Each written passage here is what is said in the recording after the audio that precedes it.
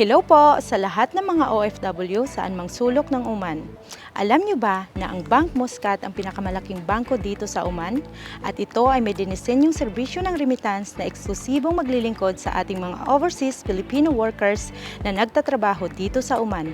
Layunin nitong mapagaan at mapabilis ang serbisyo ng remittance lalo na sa kagaya kong guro na laging abala sa trabaho. Kaya ako ay gumagamit ng Bank Muscat Speed Transfer para magpadala ng pera sa Pilipinas.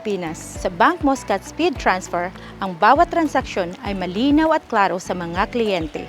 Maaasahan dahil sa walang tigil na serbisyo, mabilis at dahil sa mababang remittance fee, maitatawid mo na ang pangangailangan ng bawat isa. Panatag ang loob ko dahil nakakasiguro akong mabilis na makakarating sa mga mahal ko sa buhay ang tulong na pinansyal na kailangan.